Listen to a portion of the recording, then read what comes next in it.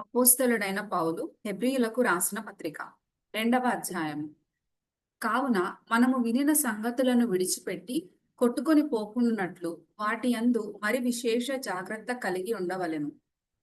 ఎందుకనగా దేవదూతల ద్వారా పలుకబడిన వాక్యము స్థిరపరచబడినందున ప్రతి అతిక్రమమును అవిధేయతయు న్యాయమైన ప్రతిఫలము పొంది ఉండగా, ఇంత గొప్ప రక్షణను మనము నిర్లక్ష్యము చేసిన ఎడల ఎలాగు తప్పించుకొందుము?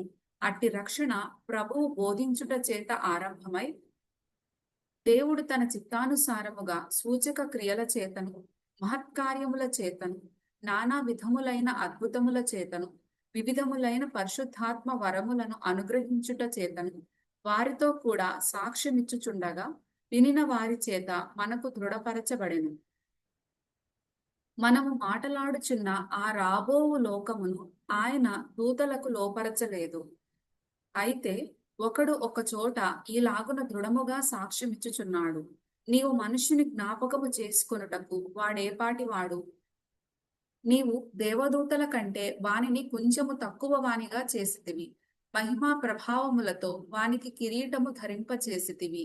నీ చేతి పనుల మీద వానికి అధికారము అనుగ్రహించితివి. వాని పాదముల క్రింద సమస్తమును ఉంచితివి. ఆయన సమస్తమును లోపరచినప్పుడు వానికి లోపరచకుండా దేనిని విడిచిపెట్టలేదు. ప్రస్తుతమందు మనము సమస్తమును వానికి లోపరచబడుట ఇంకనూ చూడలేదు గాని,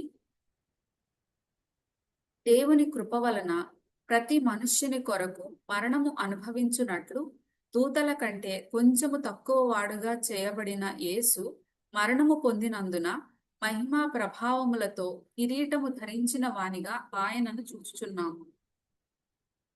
ఎవని నిమిత్తము సమస్తమును ఉన్నవో, ఎవని వలన సమస్తమును కలుగుచున్నవో ఆయన అనేకులైన కుమారులను మహిమకు తెచ్చుచుండగా వారి రక్షణకర్తను శ్రమల ద్వారా సంపూర్ణునిగా చేయుట ఆయనకు తగును.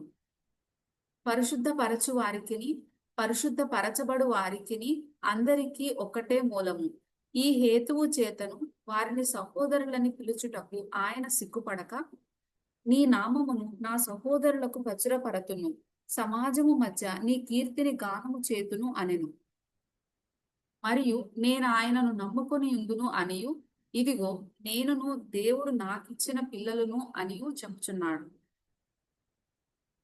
కాబట్టి ఆ పిల్లలు రక్తమాంసములు గలవారైనందున ఆ ప్రకారమే మరణము యొక్క బలము గలవాన్ని అనగా అపవాదిని మరణము ద్వారా నశింపజేయుటకును, జీవిత కాలమంతయు మరణ భయము చేత దాస్యమునకు లోబడిన వారిని విడిపించుటకును ఆయన కూడా రక్తమాంసములలో పాలివాడాయను. ఏలయనగా ఆయన ఎంత మాత్రమును దేవదూతల స్వభావమును ధరించుకొనక అబ్రహాము సంతాన స్వభావమును ధరించుకొని ఉన్నాడు.